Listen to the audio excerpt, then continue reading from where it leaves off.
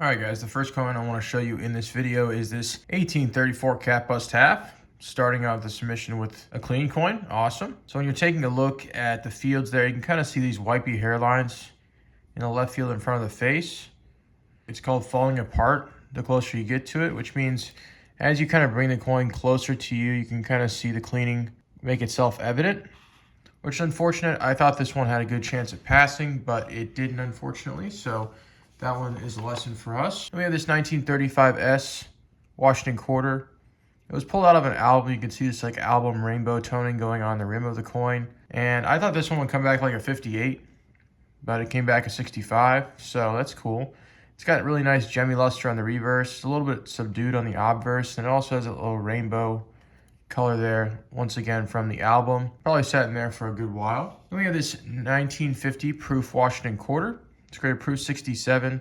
Hard to pick up the rainbow toning on this one. This one was also in the same Washington quarter album and wanted to give it a shot. The hairlines are non-existent basically, so it's definitely more of a higher grade example. And it also has a little bit of that color eye appeal, which is great. Then we have this 1853 Arrows and Rays seated quarter. It's graded VF20 by Pcgs, and you can see that there's evidence of the Liberty being there. You can also see the full arm. I feel like VF20 was a little bit of a stricter grade, but in terms of, VF20, 25, 30, there's really not much of a spread, but a really nice type coin nonetheless. Bought this one raw through the office. Then we have this 1867 3-cent nickel. This one's graded Mint State 62. Another one that I felt was circulated. You can kind of see this brushing of circulation here on the cheek. It's very hard to pick up on. You can kind of see a change in the metallic look of it. I thought this one would definitely come back like a 58 or a 58 plus, and it came back a 62. So the more you know, you know. Then we have this 1840 braided hair large cent. It's the large date variety. Ended up getting this one with all those large cents that came through the office, and this one looked like a better example, one to get graded for sure. Nice attractive chocolatey surfaces, especially on the reverse of the coin, and it's always cool to try out and put some copper in the store. If you guys want to see most of these coins, they'll be on our eBay page down in the description below. We have this 1840 seated halftime. So it has like a nice looking attractive crust to it. And I felt like there was enough detail on Liberty on the shield to send this one in. It's about a $100 coin itself, but it's still a cool coin nonetheless. And, selling it raw would actually, not make you as much money. If you're wanting to make a better profit, you could wait a little bit longer. Then we have this 1856 braided half cent, graded AU 55. So you can kind of see like a little bit like an old cleaning around the stars, but the detail is pretty tremendous. So we feel like this one would have graded AU, and it did come back, thankfully, AU 55. Then we have this 1832, cap bust halftime. It's graded VF20. You can see that there's, a little bit of chatter and big hits in the left field, but once again, you're seeing that full Liberty, and it's going to be on the cap this time. And it's about another $100, $150 type coin. So then we have this 1853 braided hair half cent. More of a common date itself, but, once again, it was screaming detail, and it also had a really nice, attractive, original surface to the coin. A few kind of spots off to the right by the star and in front of the nose, but still a nice coin. We have this 1861 seated half dollar. It's graded XF40. This one just screamed 40 all day long. You can kind of see a little bit of hidden luster underneath the fields. If it had a little bit more luster, I think it would have been a 45. But nonetheless, happy with XF40 grade. Just a gorgeous original Civil War date. This is 1835 cap bust quarter. It was graded fine 15 by PCGS. And, just another solid type coin. More on the low end scale, but... Alright guys, so we just got this in the mail. We ended up getting 5 $20 gold pieces and a $10 gold piece and a $5 gold piece. And the question is, how did we get it? And what trade actually had to occur? So we have the 79S gold lib, 1900S gold lib, 96S gold lib, 03S gold lib, and then we have 1924 $20 gold piece, 98 $5 gold piece, and 1901 $10 gold piece. And we ended up getting this through actually trading some numismatic or more collectible coins. So as you guys know, these coins really have just turned into bullion as gold has risen, and now we're buying them as bullion. And so what you can do as a coin dealer is you can actually stock really nice, attractive, higher end numismatic coins which have collector value on top of silver or gold value. And then we had a customer say, hey, I'm looking for these 4 high-end coins and I want to trade them for gold.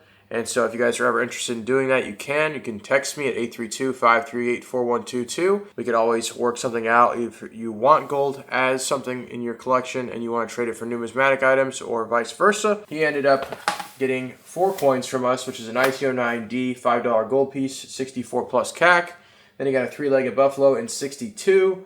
And then he got a 79cc Morgan dollar in 62 and a 93cc Morgan dollar in MS61 proof-like. So 4 kind of nice coins for somebody that is developing more of higher end sets and getting out of gold. And the question is, why would somebody get out of gold right now? Is because most of the guys that are selling us gold or bringing gold into our office or silver into our office actually ended up buying it when gold was $2,000 an ounce or $1,000 an ounce or $500 an ounce. So they feel confident about trading, and we feel confident about it too, because we're going to make profit on the coins and then profit on the gold. All right, guys, I wanted to show you a few highlights that are going to be up on our email marketing tonight on AcoushaCollectibles.com.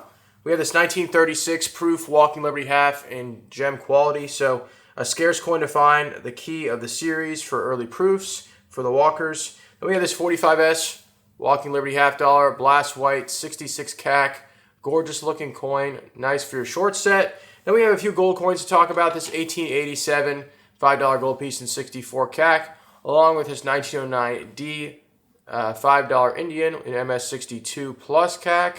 And then to end things out, we have this 1861 $2.50 gold piece in MS60.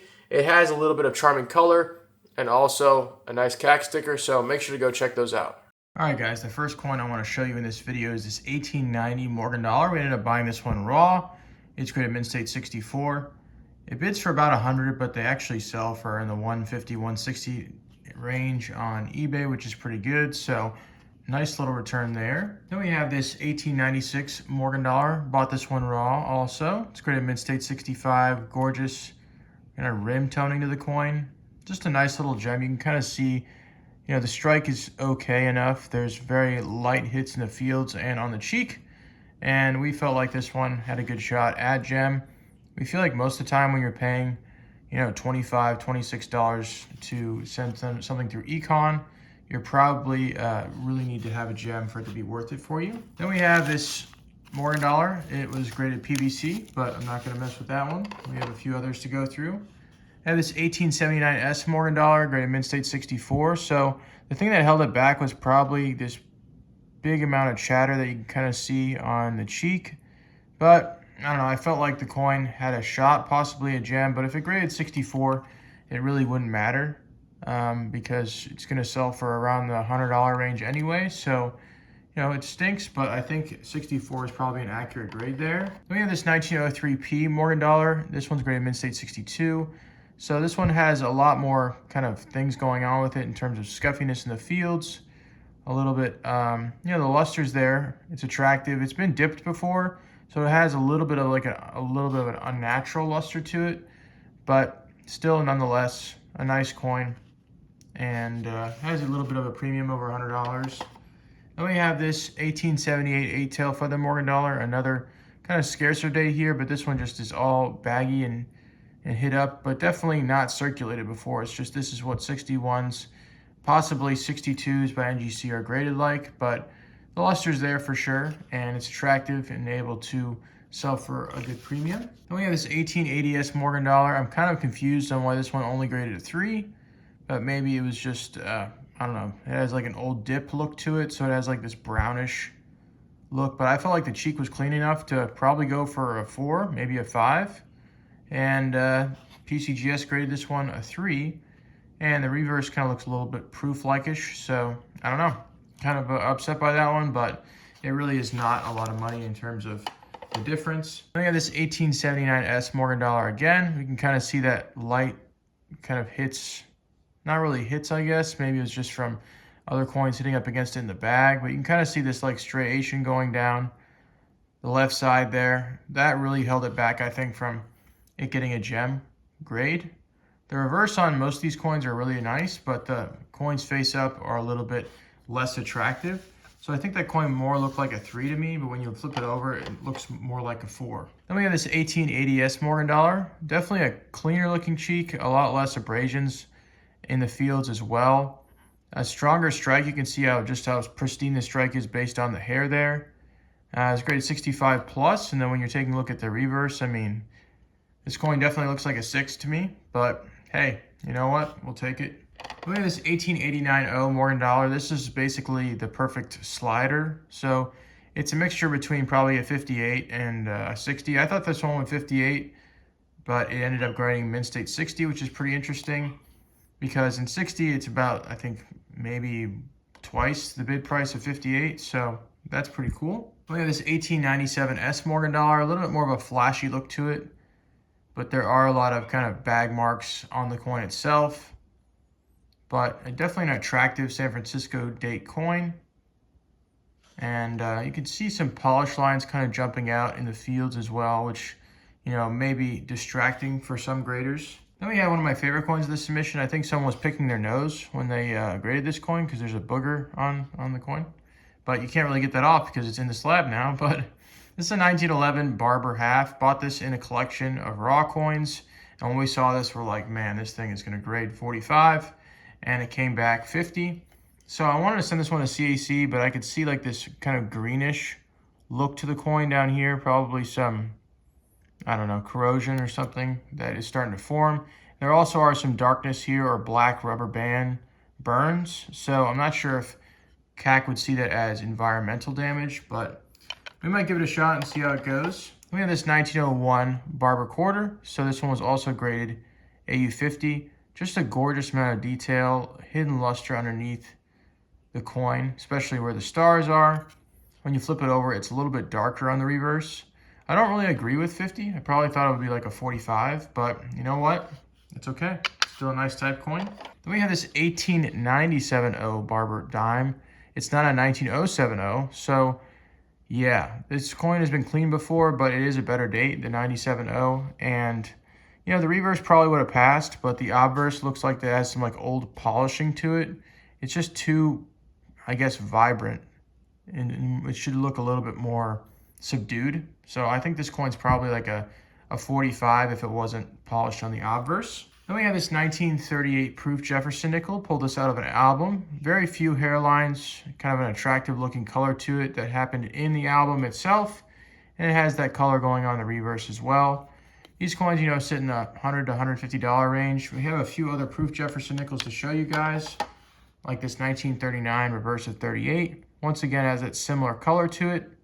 This one's a little bit of a scarcer coin, but also a nicer quality to it. Then we have this 1942 proof Jefferson nickel. It's the silver variety. You can tell basically by the Monticello on the reverse, but also, you know, it kind of has that weird, distinct look to it. You know, just good coins to send in an econ package just to fill it up, because it ends up costing you the same amount if you include only 15 coins instead of 20.